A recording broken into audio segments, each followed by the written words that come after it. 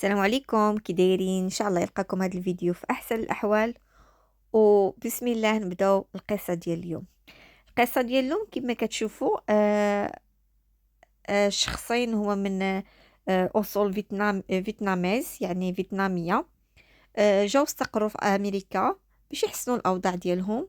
عندهم جوج وليدات، بنيه ووليد.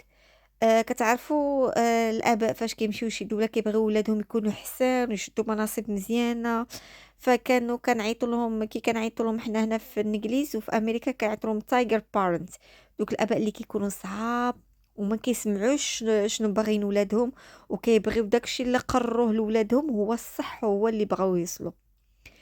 المهم البنت، هما هاد السيدة وراجلها، السيدة سميتها أنجيليكا بين والراجل هين بين، خدامين في واحد المعمل ديال تركيب لي بياس ديال السيارات، قطع السيارات. عندهم هاد الدار، هادي دار زوينة. جوج سيارات، زعما من السيارات الكبار مزيانين، زعما مسير عليهم سيدي ربي، وبغاو ولادهم يكونوا في واحد المناصب مزيانة. هذا ولدهم الكبير، علموه، دخلوه باش يكون انجينيور ديال السيارات، يعني هو اللي اخترع السيارات ماشي يركب البياسات ديالهم. فقرا في الجامعة باش يخرج انجينيور ديال صنع السيارة، ديال صنع السيارات. هذه الجامعة اللي قرا فيها. وعنده الاخت ديالو اللي غتشوفوها دابا الصورة ديالها، هي جينيفر، نعيطوا لها جين. جين قرات في الجامعة كذلك. تخرجت معلمة البيانو، بما أنها حصلت على جوائز عالمية في البيانو. وكذلك كتدرس الطب لأن باها كيتمنى أنها يشوفها طبيبة في الجامعة باش تخرج طب. وتخرجت على حساب ما غنفهمو من بعد، في نظر باها وامها تخرجت طبيبة، خدات الجراديويشن ديالها. المهم عائلة عايشين مزيان، ما خاصهم حتى شي خير، مرتاحين. راجل خدام المراه خدامه. مسك عليهم سيدي ربي كي كنقولوا. عندهم دوك جوج وليدات، وصلوا لواحد المستوى ديال القرايه مزيان. البنت كدير السوايع ديال البيانو للناس. الولد كيقرا في الجامعه باش يتخرج انجينيور ديال صنع السيارات. والاب والام خدامين في نفس المعمل. البنت والولد قلت لكم راكم هما مازالين في الجامعه، وخا غراديويت مازال كيكملوا قرايتهم. والبنت كدير كذلك تزحلق على الجليد، تزلج على الجليد كنقول، يمكن الا غلطت شي كلمه صلحوها. آه المهم عايشين واحد العيشه مرتاحه هانيا. واحد النهار فاش غتبدا القصه ديالنا، البنت جالسه، البوليس بعدا وصلهم اتصال هاتفي، 999، كتقول لهم بالله راه شي حد، ثلاثة ناس دخلوا عليها وربطوا لها يديها، وسمعت الفردي تضرب 5 المرات، وما عرفاش دابا راها مربوطه وما تقدرش تحرك وما عرفاش اش طاري لامها وباها. المهم الناس كيقولوا لها، البوليس كيقولوا لها، سمعوا البوليس كيهضر معاها وسمعوا واحد الغوات ديال با. قالت له ما أنا كنسمع صوت با، وبقات كتعيط له هلاو هلاو هلاو. ديك ساعه با لينا قالت ليهم انا راني مربوطه في الدروج، ربطوا لي يدي وسمعت الفردي كيتضرب لتحت وما عرفاش اش طاري. البوليس فاش سمعوا داكشي جاو للدار، لقاوها مربوطه فعلا بيديها. حيدوا لها الرباط، لقاو لهم مسكينه مقتوله، ضربوها قتلوها. عندها قرطاسه، عندها 3 القرطاسات، ولكن قرطاسه اللي ضربها في الظهر ديال الراس صافي قتلتها. الاب لقاوه مازال شويه كيتنفس، وهو اللي غوت فاش كانت كتهضر مع البوليس. المهم داو هو الطبيب، بقى في الكوما. داروا الجنازه الام، مشات الجنازه البنت والولد. الناس كلها تعاطفت معاهم، قالت لهم دخلوا علينا جوج ديال الرجال، قتلوا قتلوا قتلوهم وانا شدوني وربطوا لي يدي وسرقوا الفلوس. عطيتهم 11,000 دولار كانت عندي من اللي علمت بها البيانو. وكانت واحد عطاتهم انا 25,000 دولار كانت عندي ملي كنعلم البيانو، و11,000 دولار كانت مخبعاها ماما، جبتها لهم عطيتها لهم. حيت شدوني وطلعوني للفوق وقالوا لي فين الفلوس، عطيتهم الفلوس ومشاو بحالاتهم، ربطوا لي يدي ومشاو بحالاتهم. بقاو كيقولوا البوليس كيفاش زعما خلاوها هي زعما راه محظوظه ما ذبحوها ما قتلوهاش هي. المهم داز هكا، بقات البنت زعما من مساكن اللي تخصها اسعافات نفسيه وداكشي باش تخرج من داكشي اللي شافت. وهذه دازت مده، الاب خرج من الانعاش، فجاو يهضروا معاه قال لهم انا كنتفكر ديك الليله بحال اليوم، كلشي كنتفكروا. البنت كانت كتهضر معاهم، كانت كتعرفهم، قالت له بنتي فاش جاو دوك الناس كانت كتهضر معاهم بشي وحدين كتعرفهم، ماشي شي وحدين جاو دخلوا علينا. وهي قال لهم ما ربطوها، قال لهم يمكن حتى الاخر هما فاش انا كنت واقف وكنشوف امها كتشوف، كانت هي واقفه حداهم فكتعرفهم. عيطوا لها البوليس قالوا لها شوفي اش قال باك اش قال باك، دابا قولي لنا الصراحه شنو كاين، شكون هادوك الناس. نرجع لكم القصه. هاد من الاول بدايه القصه، هاد البنت هادي عنده بقوه الضغط اللي ضغط عليها الاب ديالها. آه هي اصلا ما تخرجتش في الجامعه، فشنو دارت؟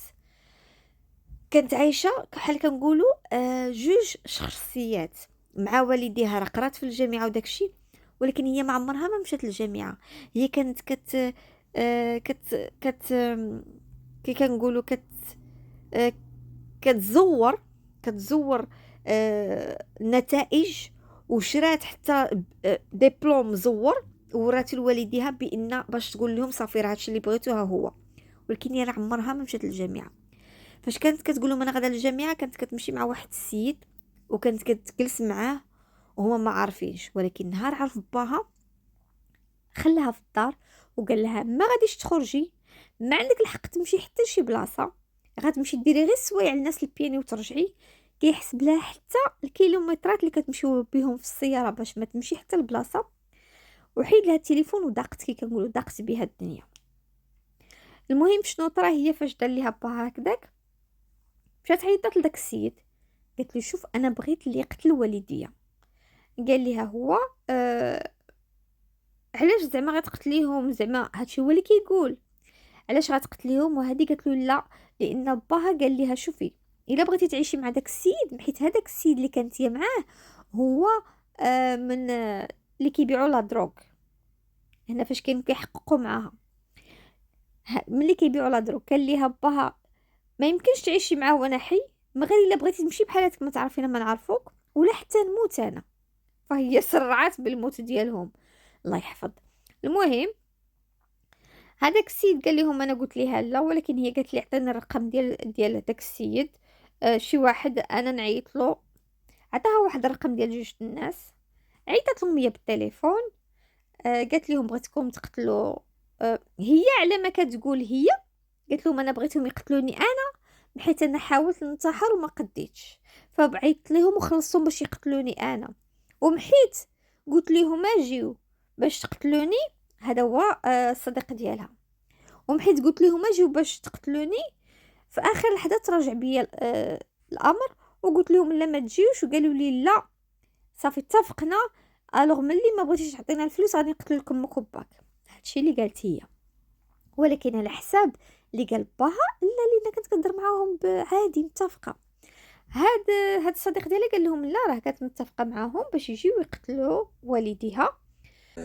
who is behind it, right? I just know that her parents didn't want us to be, her family didn't want us to be together. And she, like, you would love anybody. Yeah. Right? She loved you and would do anything for you. Yeah. Right? المهم كي سمعتو قال لهم هي كتبغيني ودير اي حاجه على قبلي. هادو هما الجوج اللي صيفط ليها باش يقتلوا والديها، اتفقت معاهم.